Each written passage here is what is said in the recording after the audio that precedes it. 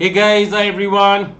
Good evening, Adab, Namaskar, Sat Sri Akal, and I welcome you all to the RTP series for September 2026 CA Inter Taxation.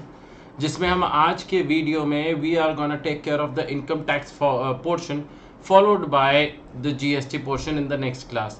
So let's get going without any further delay. अपने अस्त्र शस्त्र निकाल लीजिए, copy pens and calculators out. Every minute is so important for us. तो जो ये RTP के questions होते हैं they are one of the finest questions guys and they are one of the high order thinking skills questions.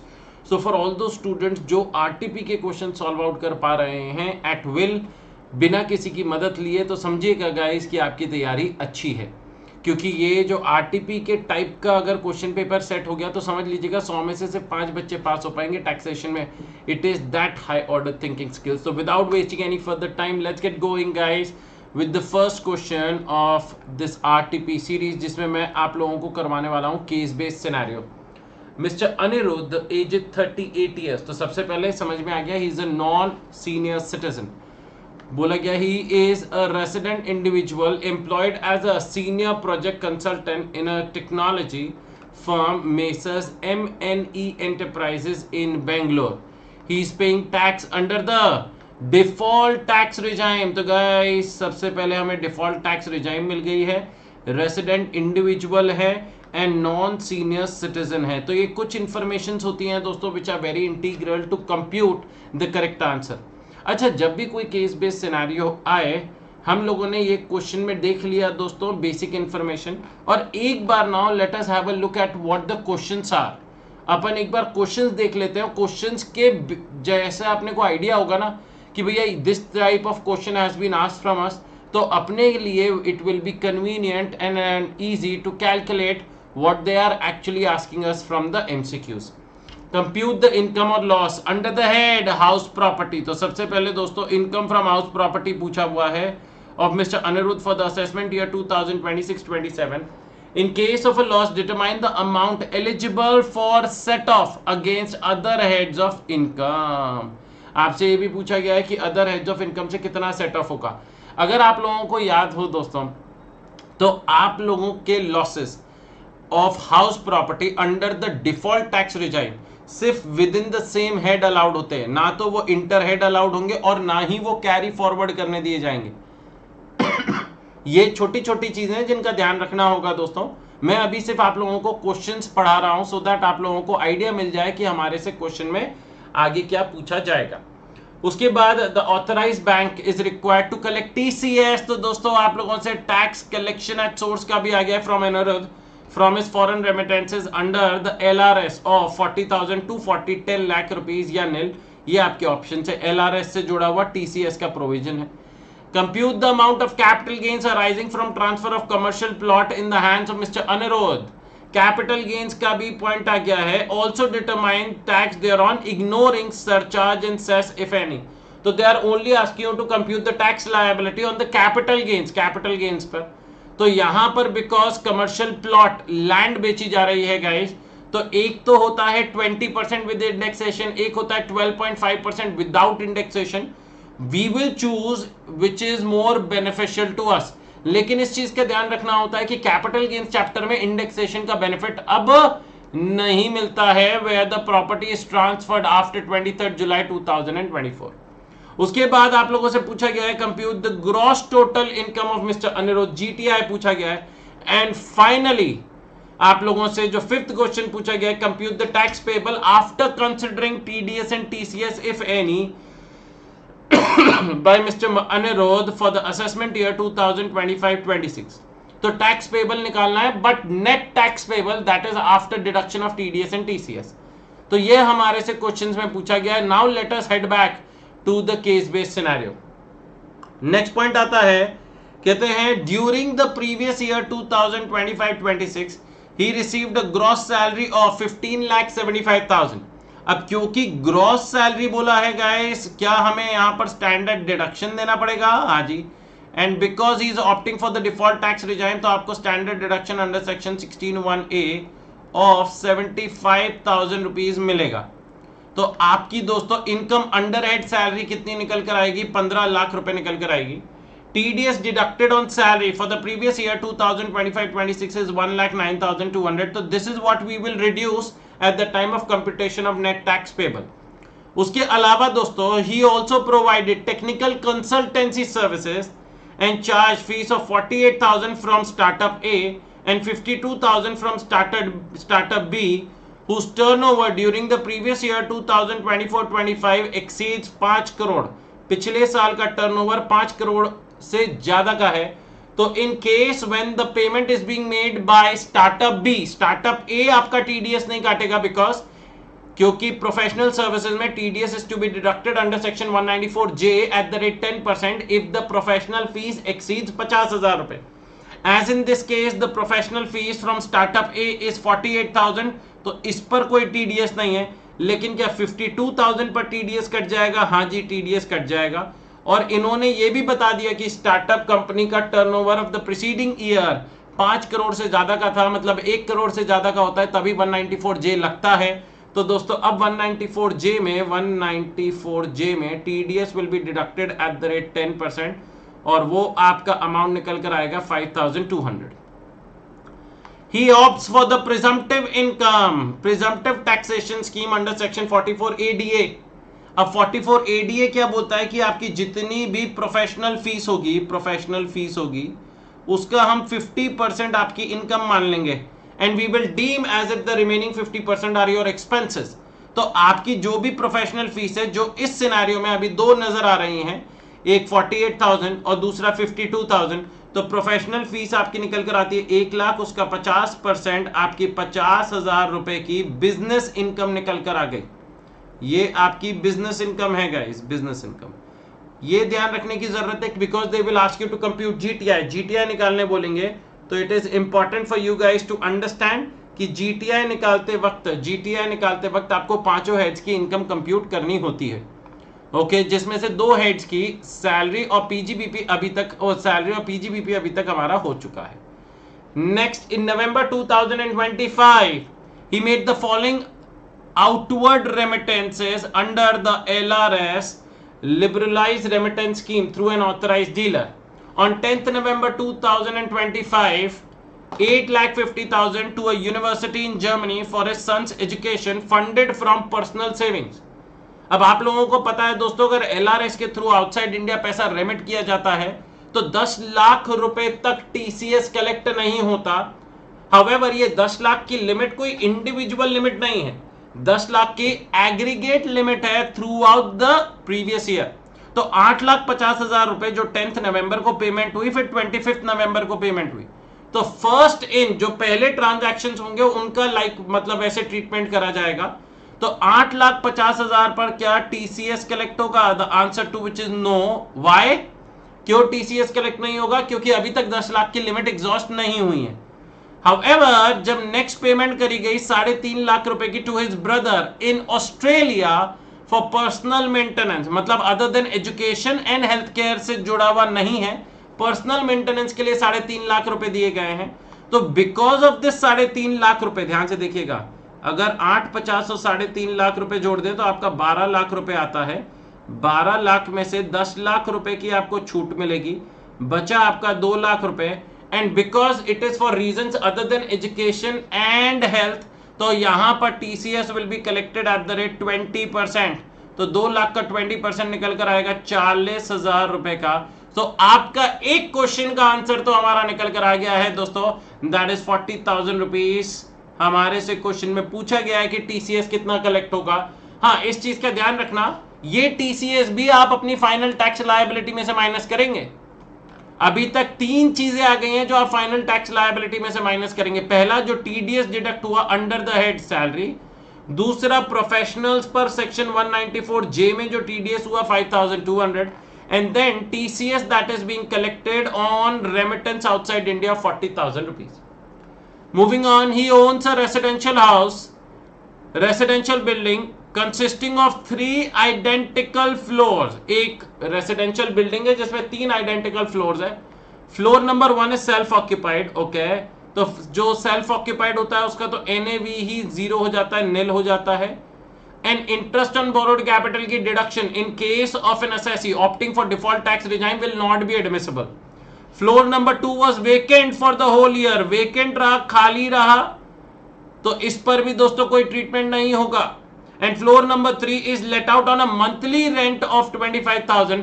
अब अपन floor number 3 पर हमारे लिए मैटर करेगा, नो डाउट अबाउट इट, क्योंकि ये आपका लेट आउट वाला है।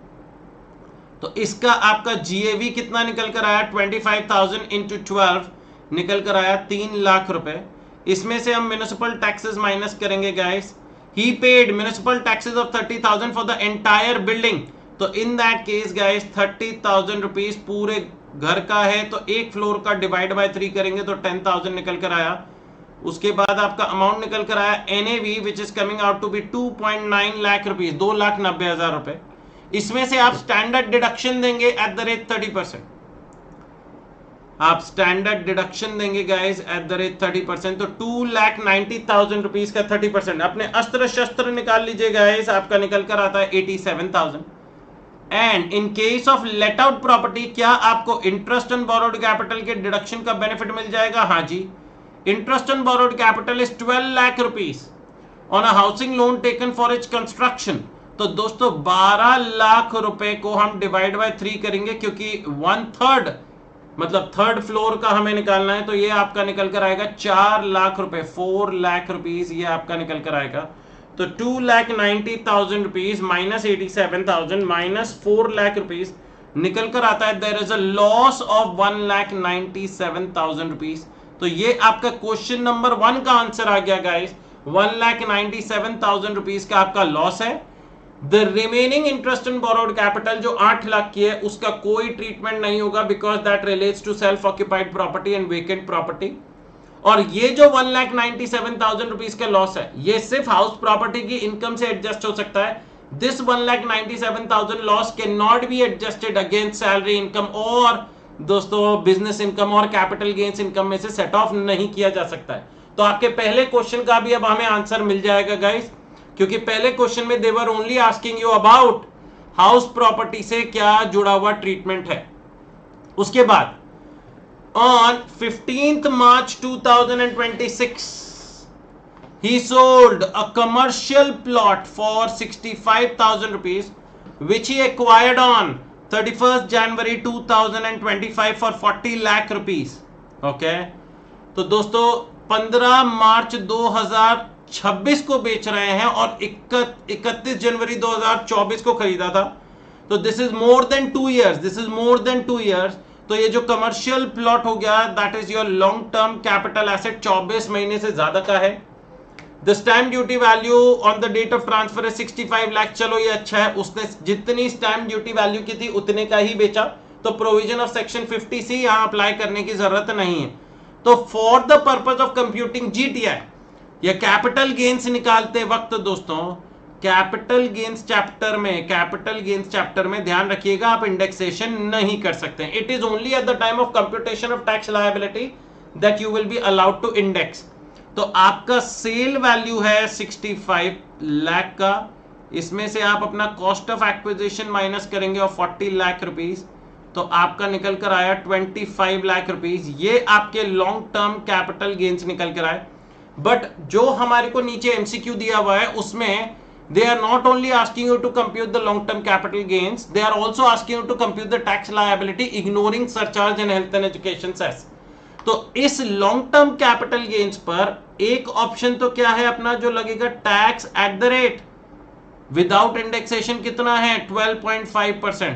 तो 25 लाख रुपए का अगर 12.5% निकाला तो कितना निकल कर आया दोस्तों 3,12,500 रुपए, 3,12,500 रुपीज निकल कर आता है।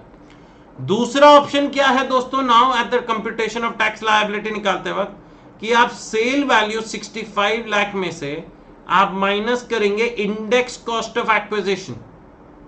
क्या करेंगे दोस्तों? माइनस करेंगे index cost of acquisition which is 40 lakh rupees into CII for the year in which asset is transferred 376 divide by CII for the year in which the asset was first held by the assessee 348। तो 40 lakhs into 376 divide bye 348 निकल कर आता है दोस्तों 43,21,839 43,21,839 ये अगर इसमें से अगर आप 65 लाख रुपीस हटा दें तो निकल कर आएगा 21,78,000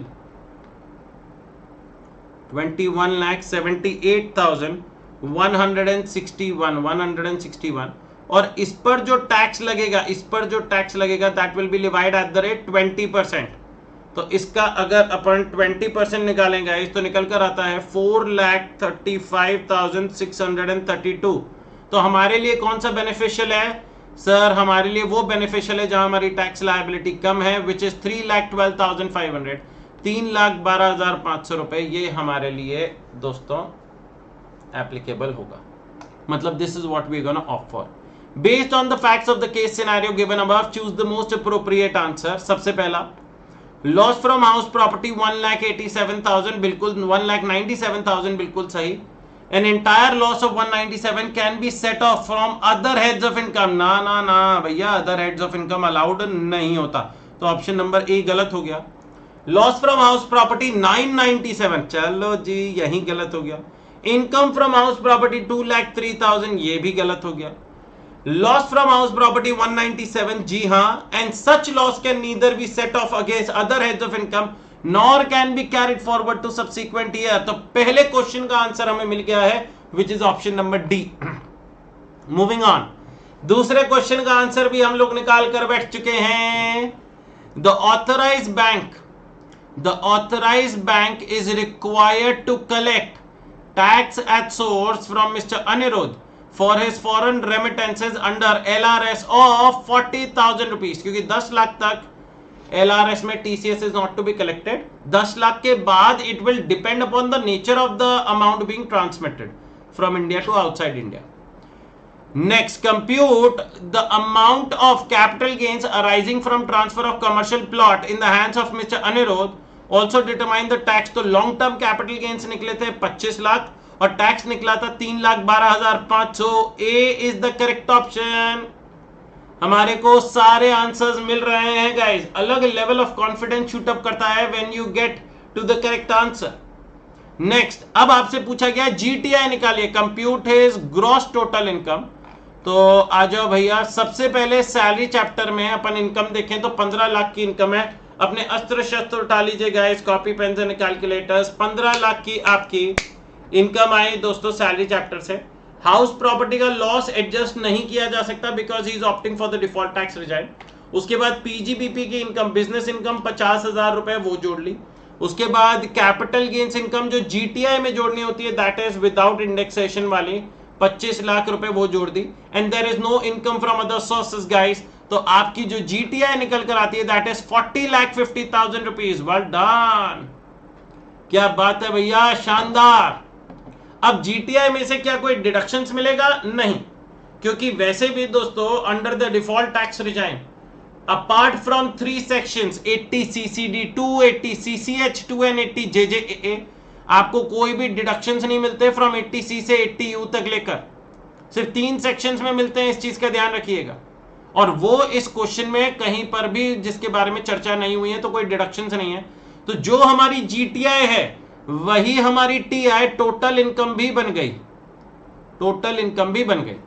अब अगर अपन ध्यान दें इस टोटल इनकम में एक इनकम तो ऐसी है जो स्पेशल रेट वाली थी, जो लॉन्ग टर्म कैपिटल गेन्स थे, और लॉन्ग टर्म कैपिटल गेन्स पर अपन लोग ऑलरेडी टैक्स निकाल कर आ चुके हैं।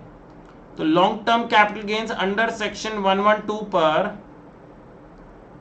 जो अपन लोगों ने टैक्स निकाला वो निकाला 3,12,500। अब अगर लॉन्ग टर्म कैपिटल गेन्स के अलावा बाकी इनकम देखें तो एक सैलरी इनकम थी 15 लाख की और 50,000 की इनकम थी आपकी बिजनेस इनकम की। तो आपकी अदर इनकम जो है वो 15,50,000 रुपए है और उस पर हमें क्या लगाना है दोस्तों? Slab rate according to the default tax regime. Other income है 15.5 लाख की और इस पर दोस्तों according to the slab rate 12 lakh रुपए तक तो 60,000 का टैक्स होता है और बचे हुए 3,50,000 रुपए पर 15% वो निकल कर आया 52,500 प्लस 60,000 निकल कर आया 1,12,500, 1,12,500। ये मैंने स्लैब रेट लगाई है गाइस, स्लैब रेट लगाएं और इन दोनों को जोड़ दें तो हमारा टैक्स निकल कर आता है 4,25,000 रुपए, 4,25,000 रुपीज। ये आंसर नहीं है, इसको देखकर खुश मत हो जाना और बी ऑप्शन टिक कर दिया तो गलत हो जाएगा। इसके बाद हम ऐड करेंगे guys health and education cess HEC, TDS TCS जो डिडक्ट और कलेक्ट हुआ है that will be reduced after implementation of health and education cess. 4% plus equals to कर दें तो 4% आपका निकल कर आया था 17,000 रुपए, प्लस इक्वल्स टू करने के बाद आया 4,42,000। आपका ऑप्शन अभी भी ए नहीं है। अब इसमें से हम अपना सारा TDS और TCS माइनस करेंगे, TDS TCS माइनस करेंगे गाइस। आ जाओ भाई, TDS और TCS इकट्ठा कर लो, कितना है? हाँ जी, TDS पहला वाला आया 1,09,200 रुपए का, दूसरा 5,200 का 194J में, फिर TCS आया 40,000 रुपए। तो अभी तक जो टोटल आ रहा है वो निकल कर आ रहा है 1,54,400। क्या इसके अलावा भी कोई है? यहां पर बच्चे जनरली भूल जाते हैं दोस्तों और गड़बड़ कर जाते हैं गाइस। यहां पर आपने अपनी कमर्शियल प्लॉट ऑफ लैंड बेची है जिसको आपने 50 लाख से ज्यादा का बेचा है, तो सेक्शन 194IA में TDS डिडक्ट हुआ होगा, TDS डिडक्ट हुआ होगा under section 194IA at the rate 1% of the sale value और the stamp duty value whichever is higher. Chance की बात है, यहां पर दोनों सेम है तो 1% ऑफ 65 lakhs लेंगे which will come out to be 65,000। तो आपका 65,000 रुपीज का भी TDS कटा होगा, वो हम लोगों ने जोड़ लिया। तो total amount of TDS and TCS being deducted is 2,19,400। कितना है? 2,19,400 का है। ये अगर आप माइनस करेंगे 442 में से तो आपका निकल कर आएगा 2,22,600 and that is the correct answer guys, option number D. तो आपकी जो कैलकुलेशन ऑफ टैक्स लायबिलिटी करी गाइस, इसमें आपका ऑप्शन नंबर बी भी नजर आया, ऑप्शन नंबर ए भी नजर आया, लेकिन ये दोनों सही नहीं थे। हमारा जो करेक्ट आंसर है that is option number D. मजेदार पॉइंट था कि नहीं गाइस? मजा आया? I hope everybody enjoyed the case-based scenario, guys. And now we head on to the subjective questions. Question number 6 आपके सामने है, ये मिस्टर विक्रम वाला। तैयार है guys? Question number 6 is right in front of your screen. बहुत ही अच्छा ये क्वेश्चन है guys, and मजेदार आने वाला है। मजेदार ये वाला क्वेश्चन आने वाला है। Question number 6, mister Vikram a foreign citizen, Mr. Vikram, a foreign citizen and a person of Indian origin, resides in country Z. He operates an international management consultancy firm. During the previous year 2025-26, he traveled to India for an official cum personal visit. एक official कम personal visit थी जिसके लिए वो India travel करे, ठीक है जी। His consecutive period of stay in India during the current and preceding financial years is given below. और ये आपको 5 सालों की इंफॉर्मेशन दी गई है, 2025 से लेकर 2021-22 पिछले 5 सालों की, starting with period of stay in India being 132, 110, 95, 85 and 85। अब इधर ध्यान से देखिएगा दोस्तों, क्वेश्चन में क्या दिया गया है कि मिस्टर विक्रम एक फॉरेन सिटीजन है and a person of Indian origin, जो कि कहां रहते हैं? कंट्री जी, मतलब this is a foreign country. अब वो इंडिया आते हैं, तो अगर a person of Indian origin visiting India, एक पर्सन ऑफ इंडियन ओरिजिन जो जनरली आउटसाइड इंडिया रहता है, वो इंडिया आया है for the purpose of visit, तो basic condition number 2 of 60 days and 365 days stands eliminated. या तो बेसिक कंडीशन नंबर 1 सेटिस्फाई हो जाए जो प्राइमा फेसी हो नहीं रही है, क्योंकि 1 बोलती है 182 डेज और more and he stayed in India only for 132 days. तो basic condition number 1 of 182 days और मोर हो नहीं रही है, 60 डेज और 365 डेज वाली does not apply to him. However, अगर आप लोगों को ध्यान हो तो एक और पॉइंट था कि अगर एक पर्सन ऑफ इंडियन ओरिजिन जिसकी income other than foreign sources income, जिसकी income other than foreign sources income 15 lakh रुपए से ज्यादा की है तो उनके लिए हमें बेसिक कंडीशन नंबर 2 चेक करनी पड़ेगी विद स्लाइट मॉडिफिकेशन। और बेसिक कंडीशन नंबर 2 में 60 डेज की जगह अपन 120 डेज देखते हैं। पिछले 4 सालों में 365 और मोर वो तो पहले भी था और अभी भी होना चाहिए। इधर देखिएगा पिछले 4 सालों का मैं टोटल करके रख देता हूं, आगे काम आएगा। 110 प्लस 95 प्लस 85 प्लस 85 निकल कर आता है 375 डेज और 120 से भी ये ज्यादा नजर आ रहा है। It is more then 120 days. तो जो आपका 120 डेज और 365 डेज वाली कंडीशन है वो सेटिस्फाइड हो रही है, लेकिन वो अप्लाई तब करेगी जब उसकी income other than foreign sources income 15 lakh से ज्यादा की हो। और उसके लिए हमें क्वेश्चन में 6 इंफॉर्मेशन दी गई है। तो ये 6 information is what we will have to consider while computing की क्या इनकम 15 लाख से ज्यादा की है या नहीं। तो सबसे पहले मैं यहां पर लिख देता हूं income other than foreign sources. Income other than foreign sources में अपन कौन सा कंसिडर करेंगे, नहीं करेंगे। तो ग्लोबल इनकम छोड़ दो। याद होगा अगर आप लोगों को जब मैंने टेबल पढ़ाई है तो पहला रिसीव्ड इन इंडिया कंसिडर करेंगे, अर्नड इन इंडिया कंसिडर करेंगे, received and earned outside India from a business और प्रोफेशन कंट्रोल्ड फ्रॉम इंडिया या जिसका profession setup in India, head office in India, उसे कंसिडर करेंगे। लेकिन any other global income, any other foreign income जिसका India से ना तो कोई सोर्स है, ना रिसीव है, ना कोई हेड ऑफिस है, सिर्फ उसे कंसिडर नहीं करना होगा। आ जाइए, on that basis I am gonna help you out computation of income other than foreign sources. Professional fees है 1,75,000 की, receive from an Indian entity for specialised corporate training sessions conducted physically in Bangalore. Hindustan में काम हुआ है दोस्तों। Will that be considered? The answer is yes, it will be considered. ये in India earned मानी जाएगी 1,75,000। Income of 8,50,000 derived from his management consultancy setup located in country C.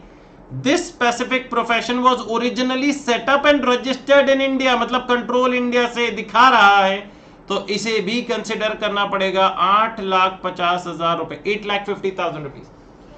Gross annual rent received amounting to 3,50,000 from residential house property owned by him in New Delhi, ये भी consider करेंगे, but क्योंकि rent है तो standard deduction दिया जाएगा।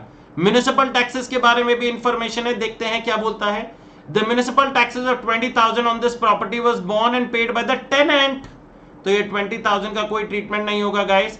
However you will be allowed a flat 30% deduction guys, क्योंकि rent amount बोला गया है 3,50,000 में से अगर अपन 30% हटा दें तो हमारा दोस्तों 2,45,000 रुपीज निकल कर आएगा, 2,45,000 रुपए निकल कर आएगा। Next, interest earned on fixed deposit with the state bank of India 2,20,000 rupees. FD पर आपको इंटरेस्ट मिला है गाइस, तो ये आपका 2,20,000 रुपए आपका इनकम फ्रॉम अदर सोर्सेज में कंसिडर किया जाएगा, no doubt about it. Income, अच्छा ध्यान से देखिएगा, वो कोई सीनियर सिटीजन नहीं है, कहीं पर भी सीनियर सिटीजन नहीं बोला है। आप 80 टीटीबी की डिडक्शन देने की कोशिश मत करना, जब तक क्वेश्चन में कहीं पर भी उसके एज के बारे में नहीं बोला गया है। 80 टीटीबी में डिडक्शन सिर्फ रेसिडेंट सीनियर सिटीजन को मिलती है। Next, amount income of 4 lakh rupees earned and received from a commercial building situated in country Z, ये नहीं लिया जाएगा, ये ग्लोबल इनकम है। and net income of 5 lakh rupees from agricultural operations on land situated in Sri Lanka, ये भी नहीं लिया जाएगा, ये भी ग्लोबल इनकम है गाइस। तो अब आपकी income other than foreign sources निकल कर आती है 1,75,000 प्लस 8,50,000 प्लस 2,45,000 प्लस 2,20,000 14,90,000 रुपीज, 14,90,000 रुपए है। It has not exceeded 15 lakh रुपए, ये 15 लाख रुपीज को एक्सीड नहीं कर रहा है। And because this is not exceeding 15 lakh rupees, the condition of 120 days and 365 days हमें चेक करने की जरूरत ही नहीं है, ये अप्लाई ही नहीं कर रही। वैसे ये सेटिस्फाइड हो रही है, लेकिन हमें नहीं चेक करने की जरूरत है। ये तब चेक करते हैं जब income other than foreign sources 15 lakh से ज्यादा की होनी चाहिए। एग्जैक्टली 15 लाख भी होता तो मैं इग्नोर कर देता ये वाला point. It has to be more than 15 lakhs, तभी 120 डेज एंड 365 डेज वाली कंडीशन अप्लाई करती है। अब एज इन दिस सिनेरियो, ना 182, ना 120, 365, ना 60 डेज एंड 365 डेज वाली कोई सी कंडीशन नहीं पूर्ण हो रही है guys, and therefore he will be a non resident. Mister Vikram भाई, आपका फाइनल आंसर जो निकल कर आता है कि आप कौन है, एक नॉन रेसिडेंट है। और नॉन रेसिडेंट के लिए इंडिया में कौन कौन सी इनकम टैक्सेबल होती हैं? Only which is received and earned in India. Received plus earned in India. तो अब दोस्तों, according to his residential status हमें उसकी टैक्सेबल इनकम निकालनी पड़ेगी, क्योंकि ये हमारे से क्वेश्चन में बोला गया है कि कौन कौन सी इनकम है जो इंडिया में टैक्सेबल होगी। तो पहला 1,75,000 जिसमें वो फिजिकली बैंगलोर में था और उसने ट्रेनिंग दी थी, this is earned in India, no doubt about it. Next 8,50,000 रुपए derived from his management consultancy setup located in country जी, ये नहीं लिया जाएगा because this is received and earned outside India from a business, a profession controlled from India और a profession setup in India, ये नहीं लेंगे। ये ROR और RNOR के लिए टैक्सेबल होता है। फिर न्यू दिल्ली वाली इनकम, ये वाला आपको लेना पड़ेगा क्योंकि ये अर्न्ड इन इंडिया है, no doubt about it. 2,20,000 FD वाला ये लेना पड़ेगा, ये अर्न्ड इन इंडिया है। और बाकी दो इनकम लेने का तो सवाल ही नहीं उठता, क्योंकि वो तो हमने तब भी नहीं ली थी जब हम income other than foreign sources निकाल रहे थे। वो इंडिया में ना तो रिसीव्ड इन इंडिया ना अर्न्ड इन इंडिया है।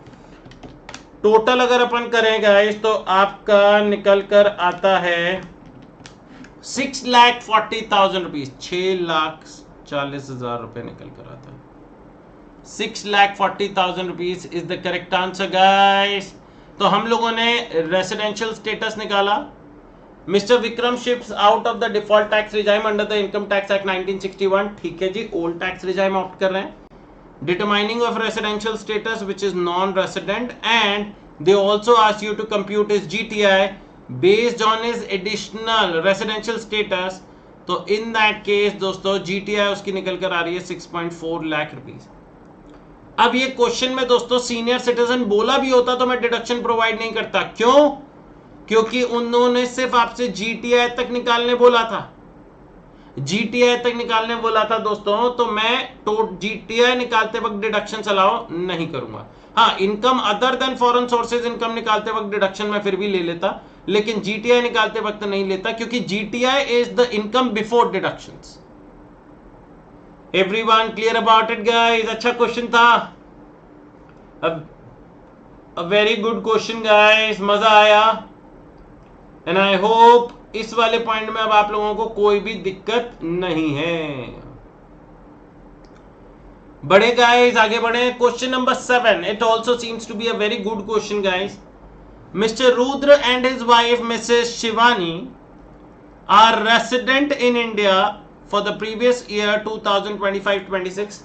Mr. Rudra has explicitly chosen to file his tax return under the default tax regime. तो रुद्र भाई क्या ऑप्ट कर रहे हैं? 115 BAC ऑप्ट कर रहे हैं। Mrs Shivani has chosen to opt out of the default tax regime, filing under the optional regular tax regime. मतलब Mrs Shivani is opting for the old tax regime, ठीक है जी। They furnish the following information for the previous year 2025-26 unless otherwise stated. तो उन्होंने आपको information दी है, and depending upon the information, what have they asked you to compute? Compute the total income. There are 5 information. Compute the total income of Mr. Rudra and Mrs. Shivani for the assessment year 2026-27 under their chosen tax regimes. Briefly explain the reason for the treatment of each item. हर एक item के treatment का आपको briefly explanation भी देने को बोला। Fair enough guys, आ जाओ। Mister Rudra is a working partner of Messrs. Dayal and Company, a partnership firm, and he received salary of 8,20,000 rupees from such firm. The salary is as per the limits. Under section 40B के limit के अंदर है। तो दोस्तों जो salary मिलती है एक पार्टनरशिप फर्म से पार्टनर को, that is not taxable under the head salaries, that is taxable under the head PGBP. तो मैं यहां पर रुद्र लिख देता हूं और यहां पर शिवानी। रुद्र की इनकम है दोस्तों 8,20,000 की, पहला वाला पॉइंट आया 8,20,000 रुपीज, और शिवानी में पहला वाला पॉइंट बिल्कुल भी नहीं है। The details of other income loss of mister Rudra are as follows. The details of other income बोला गया है, कहते हैं ब्रॉट फॉरवर्ड लॉस 1,96,000 का from house at Delhi let out for the previous year 2024-25 for this year, इस साल he opts out of the default tax regime, मतलब 1,96,000 rupees का जो लॉस था क्या वो कैरी फॉरवर्ड हो गया है? हाँ जी, कैरी फॉरवर्ड हो गया है।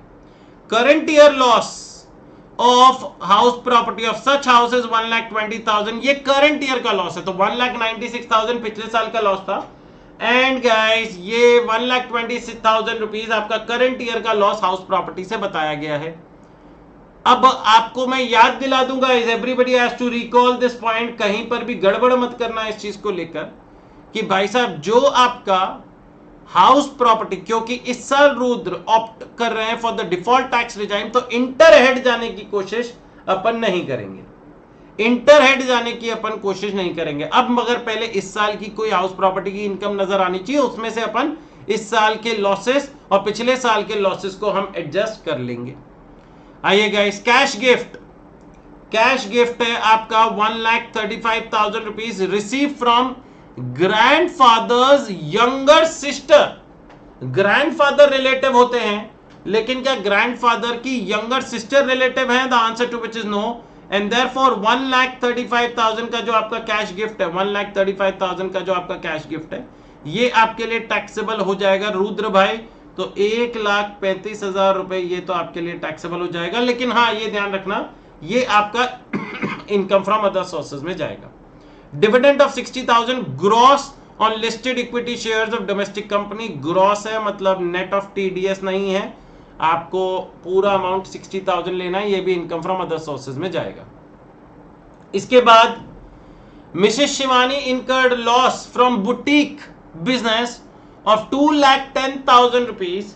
She carried on this business with the funds gifted by Mr. Suraj. सूरज कौन है? सूरज कौन है दोस्तों क्वेश्चन में? सूरज, और ना सूरज के साथ कोई रिश्ता बताया है।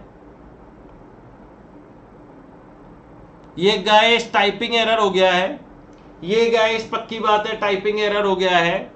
ये 2,10,000 रुपए का ये सूरज नहीं होगा दोस्तों, ये रुद्र होगा, क्योंकि यहां पर सूरज भाई साहब कोई है ही नहीं है, कहां लव ट्रायंगल बन रहा है। तो in that case, in that scenario guys, ये सूरज की जगह रुद्र होगा, इस चीज का ध्यान देना।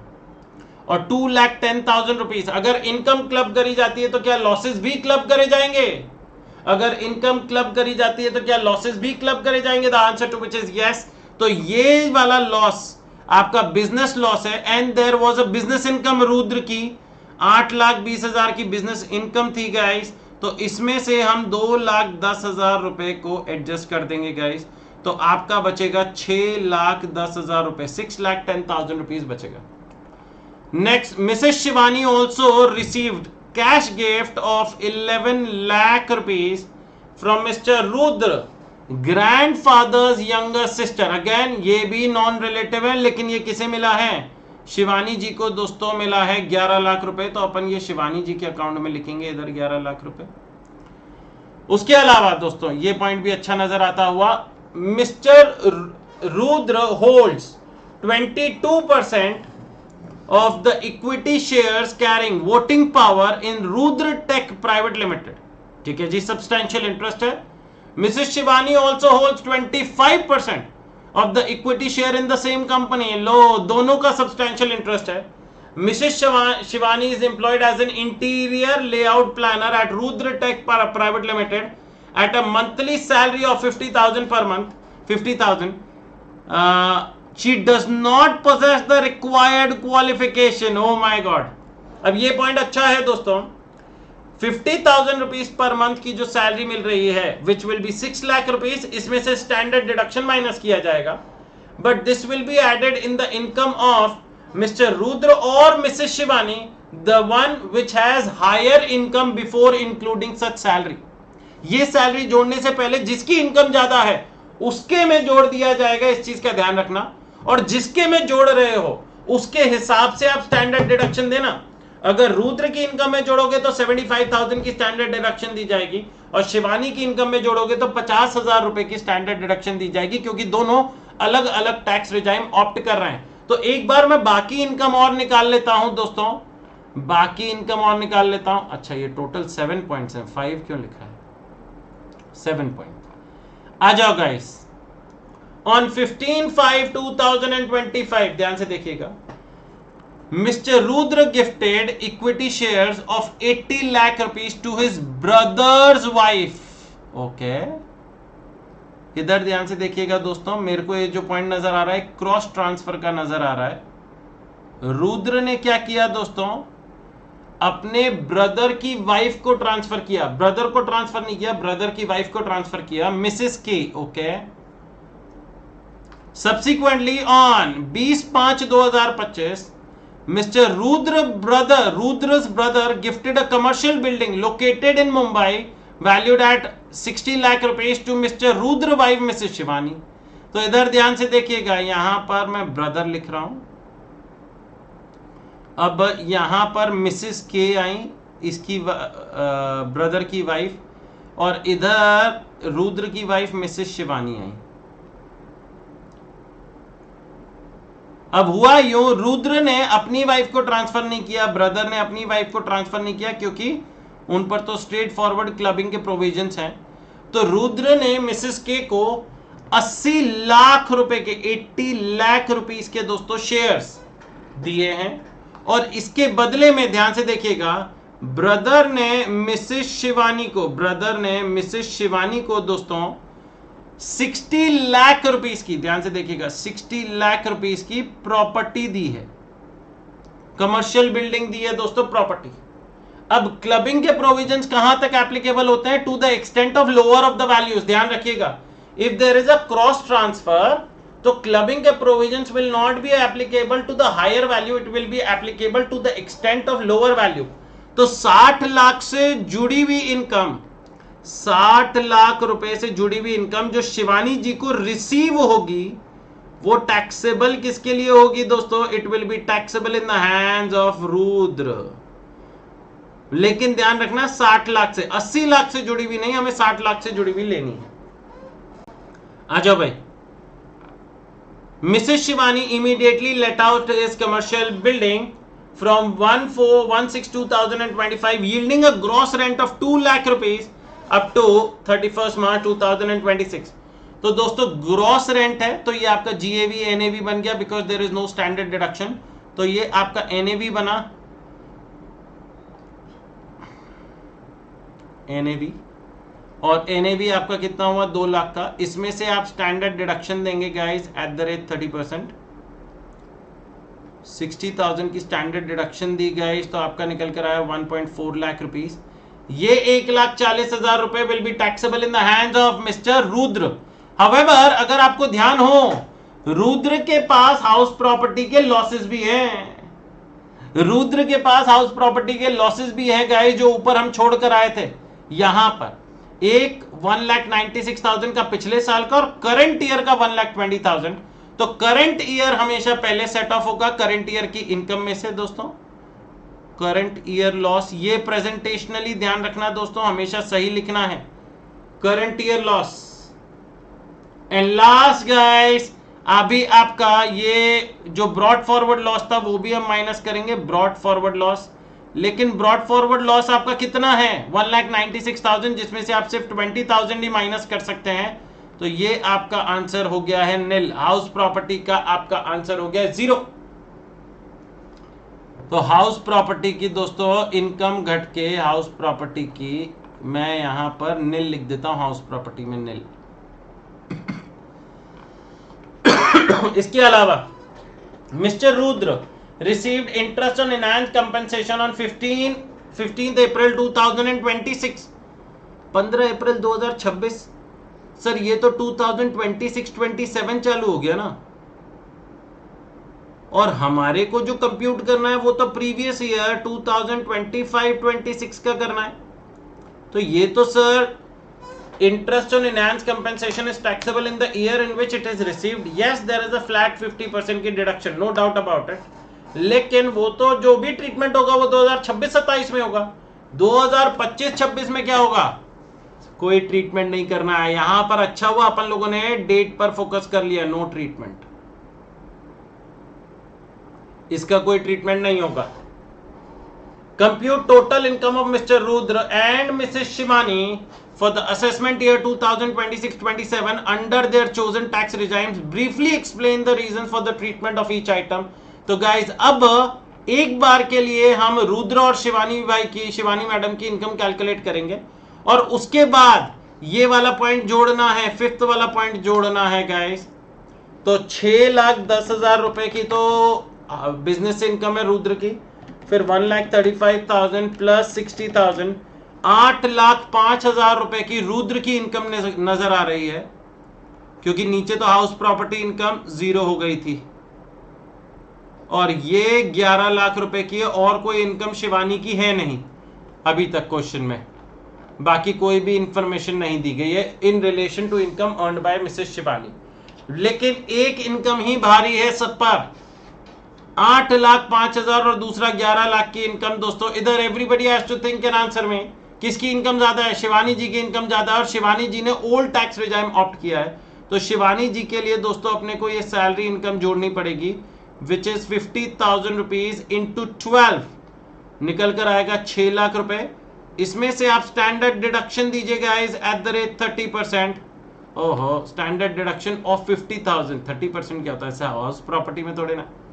स्टैंडर्ड डिडक्शन ऑफ 50,000 रुपए, तो आपका 5.5 लाख रुपीस की इनकम आएगी, 5,50,000 रुपए। तो फाइनल इनकम कितनी आ रही है guys?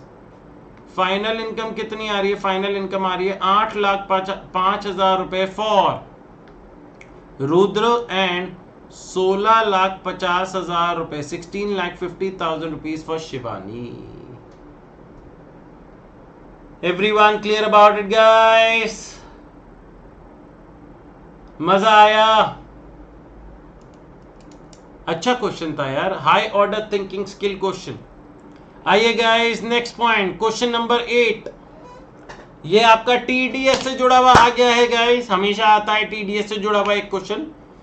And how many cases are there in question number 8? There are 3 questions guys, and then you have question number 9, question number 10। ठीक है जी, और 10 के बाद आपका इनकम टैक्स पोर्शन खत्म हो जाता है।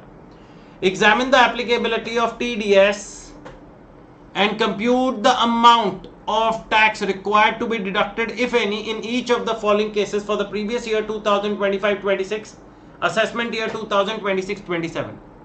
Mr. Vivek, a resident individual engaged in the business of electrical goods, had a turnover of 18 lakh rupees, 18 crore का पिछले साल का, during the previous year 2024-25. During the previous year 2025-26, he purchased goods from Messrs Zenith Traders, a resident seller in the ordinary course of business. Section 194Q की बात हो रही है,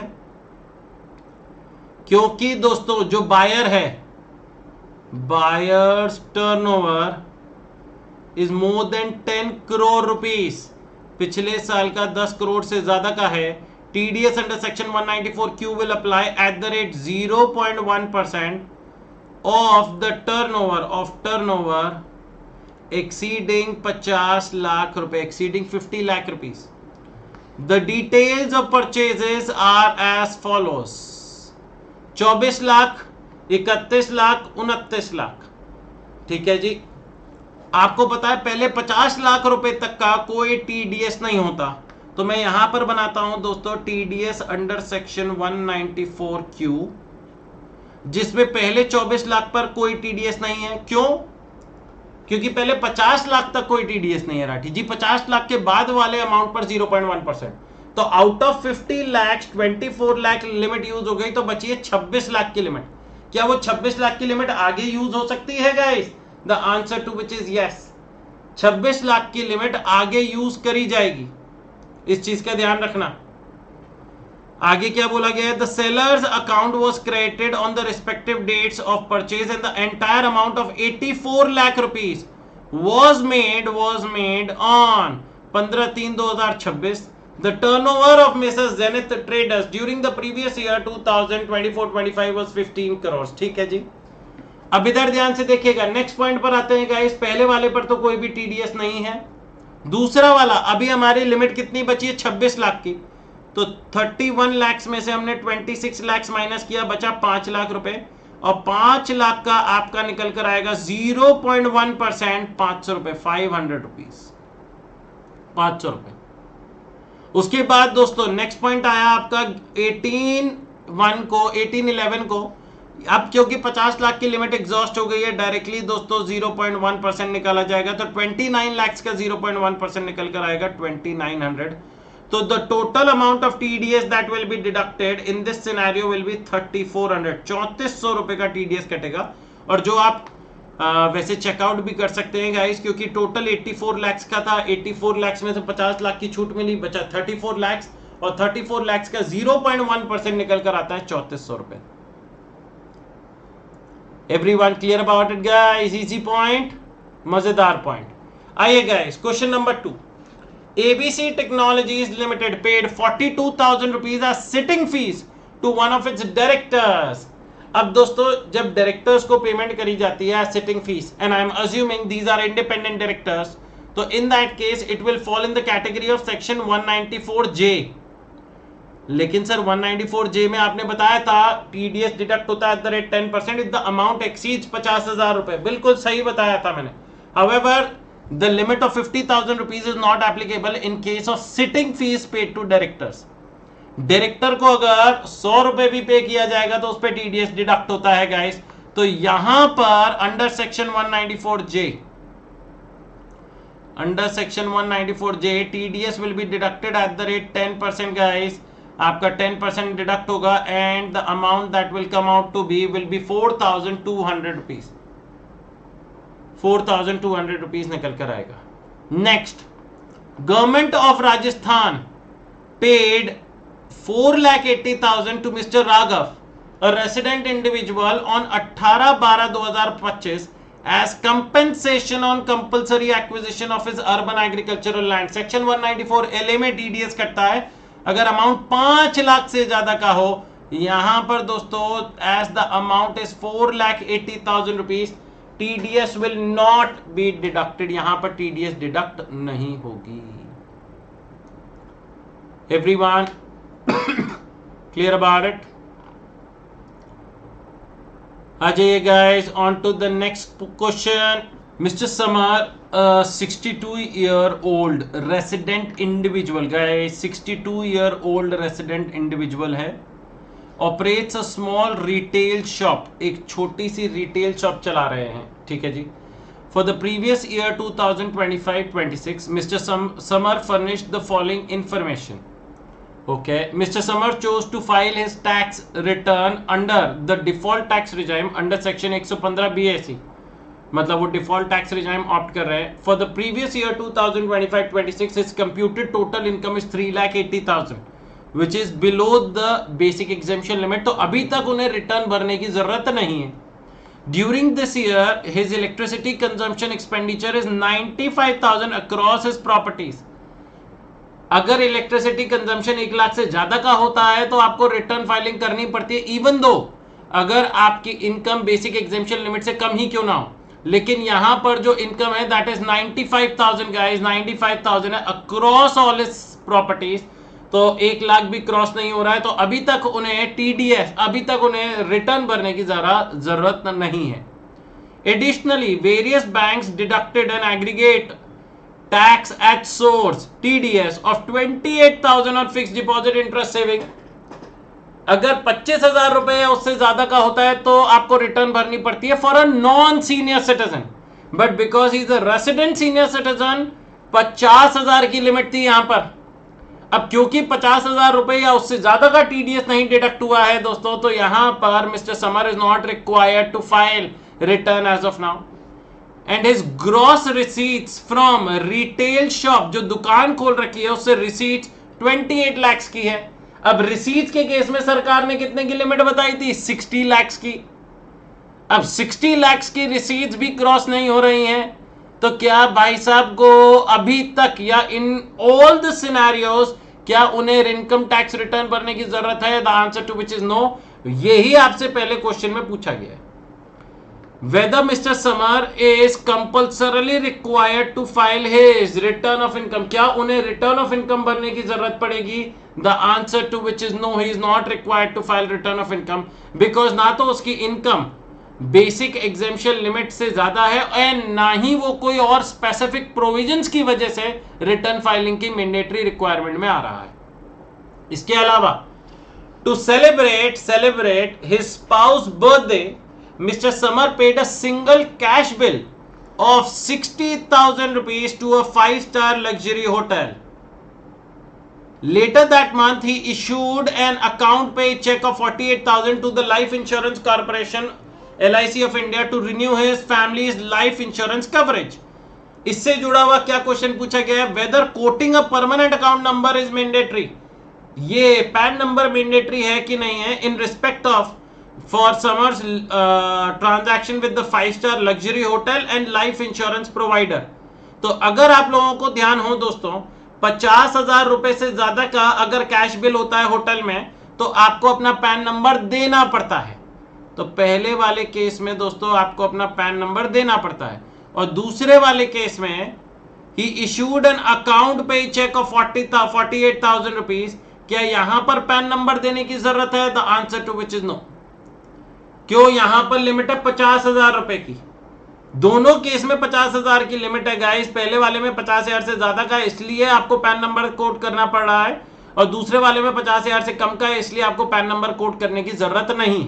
तो this is like a 4 marker question guys, जो हमेशा आप लोग देखेंगे रिटर्न ऑफ इनकम वाले चैप्टर में से पूछा ही जाता है, आरओआई वाले चैप्टर में से पूछा ही जाता है। आ जाओ guys next point, last question. दोस्तों आरटीपी में हमेशा उल्टा होता है, ये लोग जो लास्ट क्वेश्चन पूछते हैं ना, ये आपका 15 नंबर का क्वेश्चन होता है। This is a 15 marker question, और यहां पर गाइस मैं आप लोगों को जेन्युइनली बताऊं, we should put a timer for ourselves. ये 15 नंबर का question, let us try to solve out within a span of 28 to 31 minutes tops. Alright guys, are you ready for the challenge? देखते हैं दोस्तों हम इस question को solve out कर पाते हैं या नहीं कर पाते हैं, और किस तरीके से इस क्वेश्चन में हमारे को क्या क्या पॉइंट्स दिए जिनका हमें ध्यान रखने की जरूरत है। गड़बड़ नहीं करनी है दोस्तों, फोकस करेंगे and we will be through. Mister Advait, a resident individual aged 48 years, is engaged in the manufacturing of industrial chemicals as a sole proprietor. He follows mercantile system of accounting.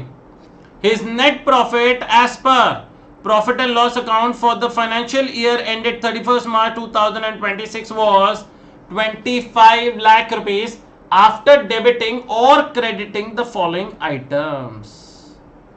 35 lakhs paid directly to a creditor for raw materials in cash. 35,000 आपने cash में payment करी है to a creditor. क्या दोस्तों आप लोग 10,000 से ज्यादा की कैश पे पेमेंट कर सकते हो? The answer to which is no, and therefore this 35,000 rupees क्या ये एड बैक कर दिया जाएगा? The answer to which is yes. This is an inadmissible खर्चा, ये आपको अलाउ नहीं किया जाएगा, तो ये आपको एड बैक करना पड़ेगा। Add back. Gross interest received on corporate bonds amounting to 20,000. I know this is an income, but this is not a business income. This is an income which should be taxable under the head income from other sources. आप bonds वगैरह पर interest receive कर रहे हो, तो in that case दोस्तों ये आपने क्रेडिट कर दिया। क्रेडिट करने की वजह से आपका प्रॉफिट बढ़ गया। In order to rectify it हमें क्या करना पड़ेगा गाइस? हमें ये माइनस करना पड़ेगा, तो ये वाला आपका माइनस कर दिया जाएगा। Contribution of 1,50,000 made to an approved university for social science research. अब दोस्तों 1.5 लाख रुपए अगर आप बिजनेस कर रहे हो और आप you are contributing to outsiders, it is allowed to you as a deduction provided you have opted for the old tax regime. Default tax regime में सिर्फ इन हाउस खर्चे की छूट है, कंट्रीब्यूशन टू आउटसाइडर्स की छूट नहीं होती है। अब हमें क्वेश्चन में देखना पड़ेगा which tax regime is being followed guys. कहते हैं compute the total income and tax liability of mister Advait for the assessment year 2026-27। Oh my god, under both the default tax regime and the optional tax regime and the turnover for both the preceding and the current year exceed 3 crore rupees। Turnover भी काफी ज्यादा रहा है। तो पहला जब भी आप आंसर करेंगे, if they are asking you to compute income according to both the tax regimes, पहले हम डिफॉल्ट टैक्स रिजाइम को ऑप्ट करते हैं। डिफॉल्ट टैक्स रिजाइम क्योंकि आपका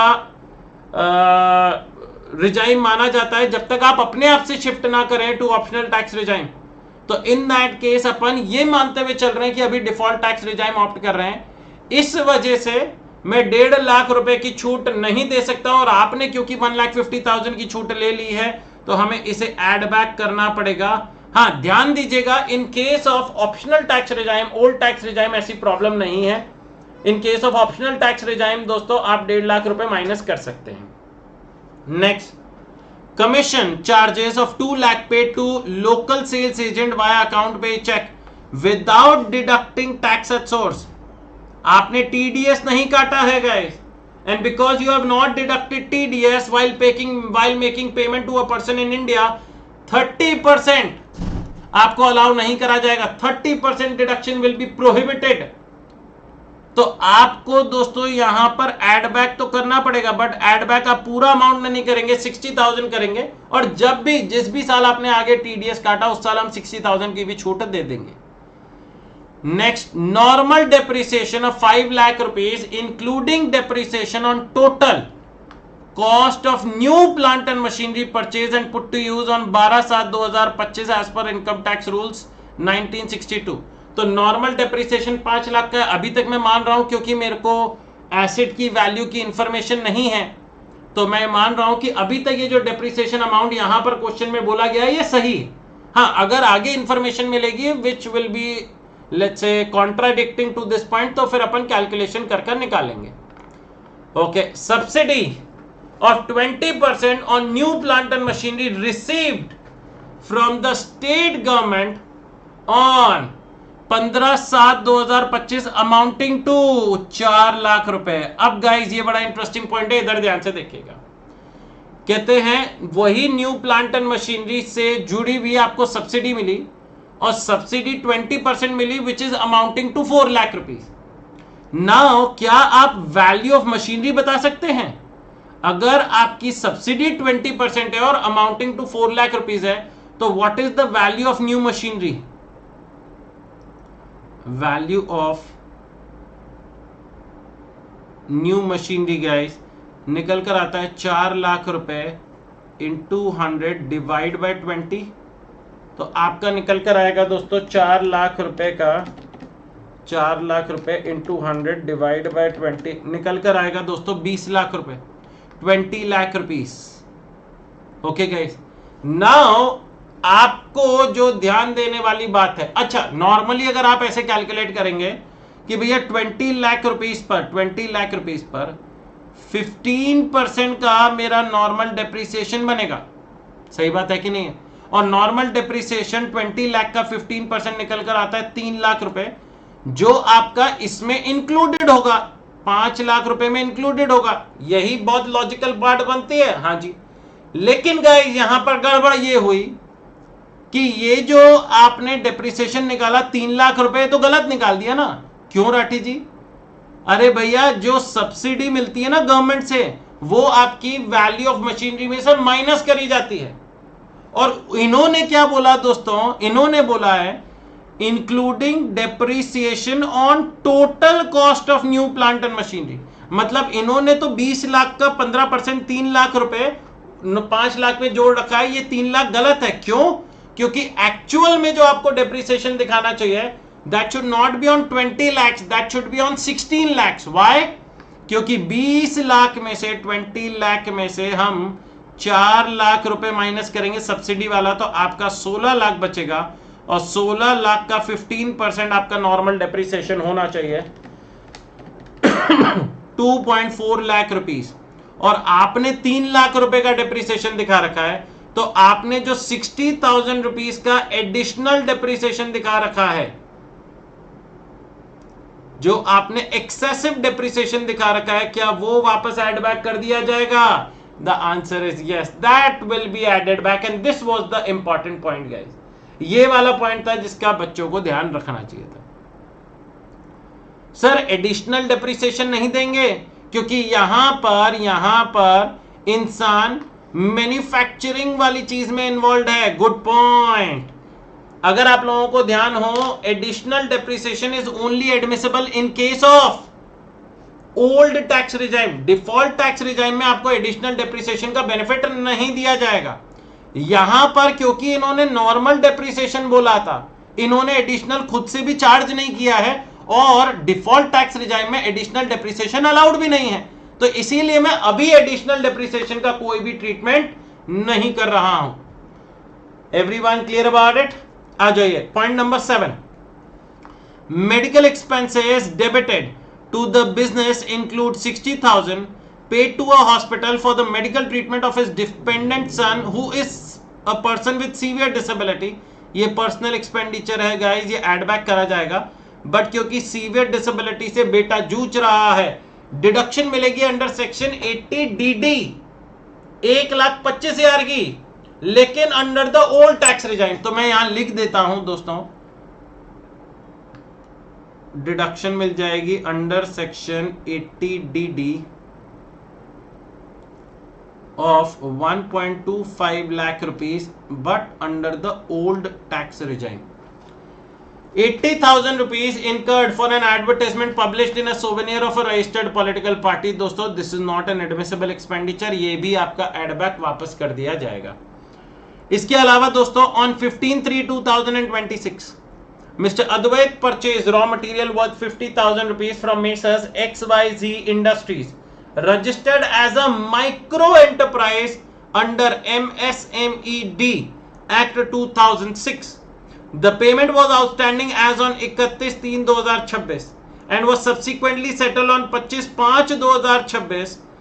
There was a written agreement them specifying 15 days payment period. लो 15 दिन के अंदर अंदर पेमेंट होती तो ड्यू बेसिस पर अलाउ करा जाता। 15 दिन from the date when the agreement happened, तो यहां से अगर अपन 15 डेज ऐड कर दें तो आपको 30th of March 2026 तक पेमेंट करनी चाहिए थी, तो ड्यू बेसिस पर आपको डिडक्शन अलाउ होता, otherwise deduction will be allowed in the year of payment only. अब because the payment is made on the 25th of May 2026, ये 50,000 रुपए it is not an admissible expenditure. ये 50,000 रुपए आपको वापस जोड़ने पड़ेंगे। It will be allowed to you as a deduction, but it will be allowed in which year guys? It will be allowed to you as a deduction in the year in which, फटाफट सोच समझ के बताइएगा guys, फटाफट, in which you have paid it. अच्छा दोस्तों इस चीज का ध्यान रखना, एक सब्सिडी वाले पॉइंट में और, कि भैया जो 4 लाख रुपए की आपको सब्सिडी मिली, ये कहीं ना कहीं क्योंकि अमाउंट आपको रिसीव हुआ है तो आपने एज अ क्रेडिट दिखा दिया होगा, क्योंकि यहां पर क्वेश्चन में बोला है, क्लियर कट बोला है, आफ्टर डेबिटिंग और क्रेडिटिंग द फॉलोइंग आइटम्स। तो 4 लाख रुपए की जो आपको सब्सिडी आपको क्रेडिट में आपने दिखा दी, that is not an income. तो what should I do in order to rectify it guys? मैं इसको माइनस करूंगा। आपने पीएनएल के क्रेडिट साइड दिखा दी तो प्रॉफिट बढ़ गया होगा, जबकि वो कोई बिजनेस की इनकम नहीं है, वो तो आपके एसेट की वैल्यू में से माइनस किया जाता है। तो इसको सही करने के लिए मेरे को माइनस करना पड़ेगा। ऑलराइट गाइस, तो ये 9 के 9 पॉइंट्स का हम लोगों ने ट्रीटमेंट कर दिया है। 9 के 9 पॉइंट्स का हम लोगों ने ट्रीटमेंट कर दिया है। Additional information, he received a gross annual rent of 4,80,000 from let out house property. Gross annual rent मिला है 4,80,000 का। Municipal taxes of 50,000 for this property were paid by him on 10th of April 2026। इस साल आपने पे नहीं करे हैं गाइस, तो इस साल आपको डिडक्शन नहीं मिलेगी म्युनिसिपल टैक्सेस की। तो ये आपका बनेगा, मैं डायरेक्टली फिर NAV ही लिख देता हूं। NAV आपका 4.8 लाख रुपीस का है। इसमें से आप स्टैंडर्ड डिडक्शन देंगे गाइस एट द रेट 30%, 4,80,000 का 30%। 1,44,000 रुपीज आया, 1,44,1.44 लाख रुपीज। आगे वाले पॉइंट में कुछ इंटरेस्ट की भी चर्चा नजर आ रही है, तो पहले आगे वाला पॉइंट भी साथ साथ देख लेते हैं। He repaid a housing loan principal of 90,000 rupees. Principal amount की डिडक्शन मिलती है अंडर सेक्शन 80C, लेकिन कौन से टैक्स रिजाइम में दोस्तों, कौन से टैक्स रिजाइम में? Under the old tax regime. And interest of 1,10,000 rupees on such loan to a financial institute availed for purchase of such house property. तो जो आप यहां पर हाउस प्रॉपर्टी चैप्टर में डिडक्ट करेंगे, that will be interest on borrowed capital of 1,10,000 rupees, 1.10 lakhs। तो 4,80,000 रुपए में से 144 माइनस करिए, माइनस 1,10,000 रुपीज माइनस करिए, तो निकल कर आएगा आपका 2.26 लाख रुपीज। ये आपकी निकल कर आएगी दोस्तों income from house property, income under head house property, 2,26,000। ये तो मेरे ख्याल से दोस्तों आसान सा पॉइंट था। इस वाले पॉइंट में तो किसी भी बच्चे को कोई भी दिक्कत नहीं होनी चाहिए। उसके बाद ही रिसीव्ड, ये भी बड़ा अच्छा पॉइंट है दोस्तों, ही रिसीव 1,05,000 रुपीज, 1,05,000 रुपए रिसीव हुए हैं from the pre mature withdrawal of a 5 year post office time deposit rules with which include interest of 15,000. He had previously claimed deduction under section 80C at the time of making such deposit. आपको याद है दोस्तों, अगर 5 year term deposit में आपने पैसा लगाया है तो 5 साल के लिए लॉक इन रहता है वो। अगर आप 5 साल से पहले विड्रॉ कर लेंगे then it will be taxable in the year of withdrawal. Section 80C के नोट्स वाले सेक्शन में लिखा हुआ है ये पॉइंट। तो ये वाला आपको, ये वाला the amount of interest has not been included in the total income of any previous years. तो टोटल आपका 1,05,000 रुपए पूरा का पूरा ये आपका इनकम फ्रॉम अदर सोर्सेज में रिफ्लेक्ट करेगा। उसके बाद he sold a vacant commercial plot of land on 10/6/2025 for 15 lakh rupees which was originally acquired on 5/4/2008 for 3 lakh rupees. Indexation will be done only at the time of computation of tax liability, लेकिन for the purpose of capital gains chapter guys, GTI निकालते वक्त आप indexation नहीं कर सकते हैं। तो capital gains chapter में आपकी सेल वैल्यू आई 15 लाख की, लेस कॉस्ट ऑफ एक्विजिशन आया आपका 3 लाख का, तो ये आपका 12 लाख रुपए के आपके लॉन्ग टर्म कैपिटल गेन्स निकल कर आए LTCG। Now they are asking you to compute total income and tax liability guys। तो अगर मैं बाकी हेड्स की बात करूं, मैं यहां पर कैलकुलेट कर रहा हूं गाइस। हाउस प्रॉपर्टी हमारा सबसे पहला हम लोगों ने हेड ऑफ इनकम के हिसाब से देखे, क्योंकि सैलरी क्वेश्चन में नहीं है, 2.26 lakhs। उसके बाद दोस्तों आता है आपका PGBP, जो मैं अभी कैलकुलेट करूंगा। कैपिटल गेन्स निकल कर आया, long term capital gains on sale of land 12 lakh रुपए। और इनकम फ्रॉम अदर सोर्सेज में 2 पॉइंट्स थे, एक तो ये 1,05,000 रुपए का नजर आया प्री मेच्योर विड्रॉल 1,05,000 का, और एक मेरे को बॉन्ड्स नजर आए थे दोस्तों, कॉर्पोरेट बॉन्ड्स, जो मैंने बोला था कि PGBP में हमने माइनस किए हैं क्योंकि ये इनकम फ्रॉम अदर सोर्सेज में जाते हैं। तो इनकम फ्रॉम अदर सोर्सेज की टोटल 2 इनकम है, 20,000 एंड 1,05,000। टोटल निकल कर आता है 1,25,000, 1,25,000 रुपए, 1,25,000 रुपए। ऑलराइट गाइस, अब आते हैं बिजनेस प्रोफेशन पर, PGBP पर। आ जाओ भाई, PGBP आपका दोस्तों यहां पर इनकम बोला गया है 25 लाख की, तो 25 लाख रुपीस की इनकम ले लीजिए गाइस। इसमें हम पहले सारे जो एक्सपेंडिचर अलाउड नहीं है, जो डेबिट कर दिए थे, उन्हें ऐड बैक करेंगे। सिर्फ खर्चों की बात कर रहा हूं मैं यहाँ पे। 25 लाख में दोस्तों 35,000, फिर 1,50,000 प्लस 60,000 कमीशन वाला जो अलाउड नहीं है, प्लस 60,000 डिप्रिसिएशन वाला जो अलाउड नहीं था, प्लस 60,000 रुपीज पर्सनल एक्सपेंडिचर वाला गाइस जो अलाउड नहीं था, प्लस 80,000 सोवेनियर वाला पॉलिटिकल पार्टी वाला अलाउड नहीं होता, प्लस 50,000 रुपए दोस्तों आप लोगों का ये MSME माइक्रो एंटरप्राइज को पेमेंट कर रहे हैं आफ्टर द ड्यू डेट, तो ये आपका अलाउड नहीं है गाइस। तो ये हम लोगों ने सारा एड बैक कर दिया है। अब इसमें से माइनस करेंगे गाइस, माइनस करेंगे वो वाली इनकम जो इस चैप्टर की नहीं है और हमने रिकॉर्ड कर दिया। -20,000 रुपीज का ग्रॉस इंटरेस्ट एंड माइनस एक और था माइनस सब्सिडी, 4 लाख रुपए की सब्सिडी माइनस करा तो निकल कर आया 25,75,000। आ जाओ भैया 25,75,000।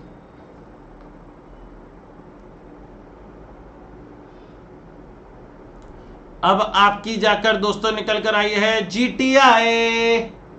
जीटीआई गाइस कर दो इसमें सारी चीजें, 2,26,000 जोड़ दो, 12 लाख रुपए जोड़ दो और 1,25,000 रुपए जोड़ दो तो निकल कर आता है 41,26,000। 41,26,000। जीटीआई में से कोई डिडक्शंस तो मिलेंगे नहीं क्योंकि डिफॉल्ट टैक्स रिजाइम में 80 JJAA 80 CCD2 और 80 CCH2 में ही मिलती है, जो इस सेक्शन में इस क्वेश्चन में नहीं है। तो यही आपकी टी है, टोटल इनकम बन जाएगी, टोटल इनकम। अब दोस्तों हमें इस पर टैक्स लायबिलिटी निकालनी है, लेकिन एक स्पेशल इनकम भी है। देखो स्लैब रेट वाली अगर अपन इनकम की बात करें तो 2,26,000 जो मैं ऑरेंज से मार्क कर रहा हूं, 25, 75 एंड 125 ये जोड़ दो गाइस, ये जोड़ते हैं तो निकल कर आता है 29,26,000। 29,26,000। इस पर अगर आप लोग दोस्तों टैक्स लायबिलिटी निकालेंगे, इस पर अगर आप लोग टैक्स लायबिलिटी निकालेंगे तो 24 लाख रुपए तक तो 3 लाख का टैक्स होता है और उसके ऊपर 30%, तो आपका टोटल टैक्स निकल कर आता है 4,57,800। 4,57,800। अब कैपिटल गेन्स वाली करनी पड़ेगी गाइस, कैपिटल गेन्स वाली करनी पड़ेगी। अब कैपिटल गेन्स में एक तो ये है जो हम लोगों ने 12 लाख निकाला, इसका 12.5%,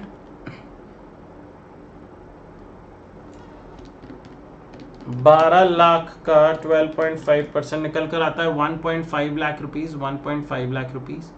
और आप सेल वैल्यू में से index cost of acquisition minus करेंगे। सेल वैल्यू कितनी है गाइस, एक सेकेंड दीजिएगा, सेल वैल्यू अरे नीचे चला गया, 15 लाख, उसमें से आईकोवा 137 और 376। इधर देखिए 15 लाख लेस आईकोवा 3 लाख इंटू 376 डिवाइड बाय 137। 137 कितना आया guys, 3 lakh into 376 divide by 137 निकल कर आता है 8,23,000। 8,23,358।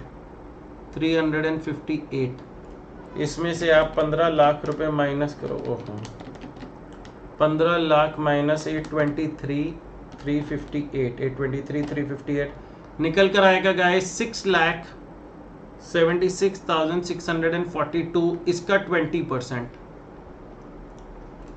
0.2 1,35,000 1,35,329 1,35,328 सॉरी 328। कौन सा ऑप्ट करना चाहेंगे, 1,50,000 रुपए वाला, 1,50,000 रुपए वाला या 1,38,328? सर ऑफ कोर्स जो लोअर होगा वो हम ऑप्ट करेंगे, तो 1,38,328 tax on long term capital gains निकल कर आएगा 1,35,328 प्लस 457,800 प्लस 135,328 निकल कर आता है 5,93,128। 5,93,128 इसमें ऐड कर दीजिए guys health and education cess @4% और आपका डिफॉल्ट टैक्स रिजाइम के हिसाब से आंसर खत्म होता है 23,725। 23,725 प्लस इक्वल्स टू 6,16,853 जिसे आप राउंड ऑफ करोगे guys to the nearest multiple of 10, 6,16,850। मजा आया दोस्तों इस क्वेश्चन को करने में। Now heading on to guys the old tax regime.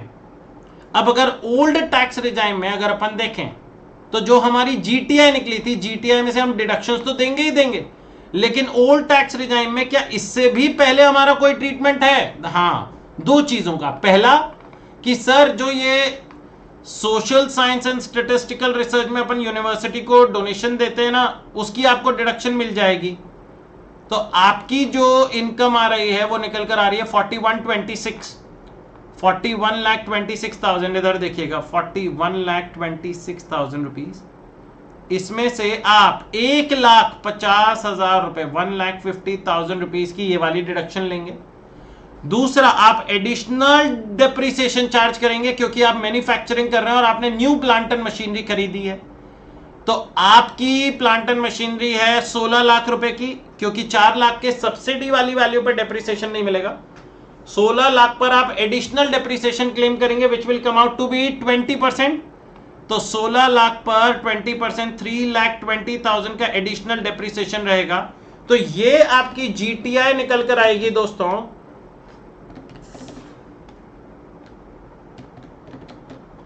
36,56,000।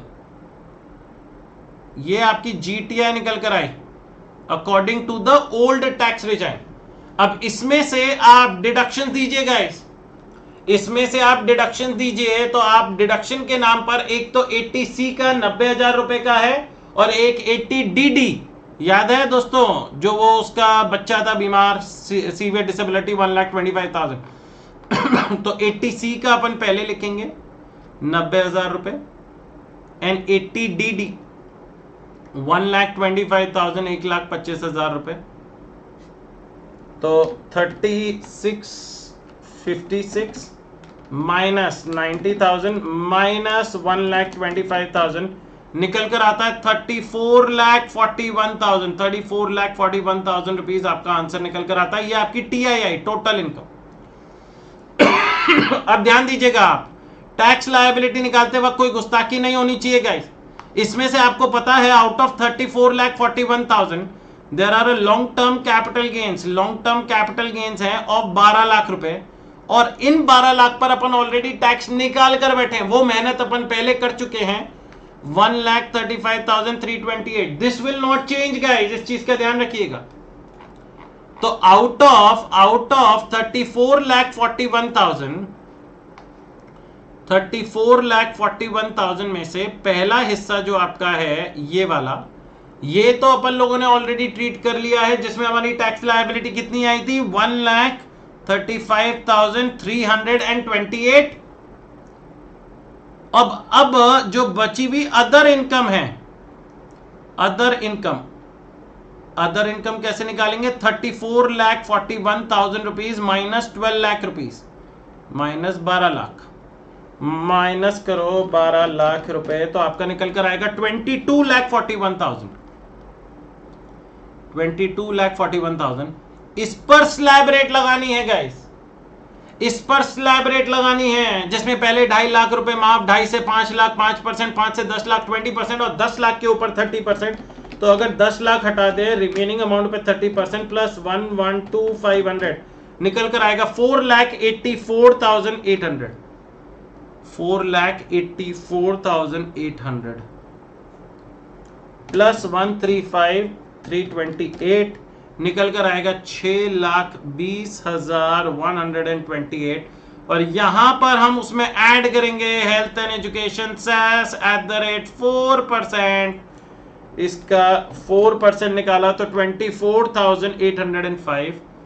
24,805 plus equals to किया गाइस तो निकल कर आया 6,44,933, जिसे आपने राउंड ऑफ किया to the nearest multiple of 10, 6,44,930। अब मेरे को एडवाइस करिए guys, what are you gonna advice, फटाफट एडवाइस करिए उसको कि भैया कौन सा ऑप्शन फॉलो करना चाहिए। कहां गया, यहां आपका निकल कर आ रहा है 6,16,850 और ऊपर निकल कर आ रहा है 6,44,930। तो आपका कौन सा है sir? Default tax regime is better, क्योंकि उसमें हमारी टैक्स लायबिलिटी कम निकल कर आ रही है। 6,16,850 is what we should be opting. मजा आया guys? I hope you guys enjoyed every moment of today's session. अगर दोस्तों ऐसे ही पढ़ता रहना है और इस तरीके से सॉल्व आउट करना है, आपके राठी सर लेकर आए हैं दोस्तों starting with price of 99 rupees, जहां पर आप 99 रुपीज में DTIDT फास्ट ट्रैक बैच ले सकते हैं। No condition apply guys, for जनवरी 2027 तक। जनवरी 27 तक का ऑप्शन है दोस्तों, आप हमारे ऐप या वेबसाइट पर जाकर एनरोल कर सकते हैं। ये मौका फिर नहीं मिलेगा, मैं आप लोगों को पहले ही बता दूं। Alright, and we also have regular batches for May 2027 at a very reasonable price of 500 odd. 500 रुपए में आपका बैच मिल रहा है guys, but this is a limited time offer. Please make sure to enroll it ASAP। अगर आप लोगों को कोई भी जानकारी लेनी है तो guys feel free to reach out. सारी चीजें हमारे जो ऐप में हैं, जिसे आप प्ले स्टोर से डाउनलोड कर सकते हैं। श्रेय राठी क्लासेस ऐप का नाम है, लिंक डिस्क्रिप्शन बॉक्स में दिया हुआ है। या हमारी वेबसाइट www.shreyrathiclasses.com पर जाकर भी एनरोल कर सकते हैं। क्लासेस आप फोन या लैपटॉप जहां पर भी देखना चाहें आप देख सकते हैं। और इस नंबर पे रीच आउट करिए गाइस अगर आपको कोई भी चीज मेरे से पूछनी हो, and I will be happy to help you out in every possible way I can. And trust me, हर तरीके से मैं आप लोगों की मदद करूंगा in order to understand the subject in the most amazing manner. Alright guys, so wishing you guys all the best. Bye bye, alvida and take care, and see you in tomorrow's session with GST portion. Bye bye.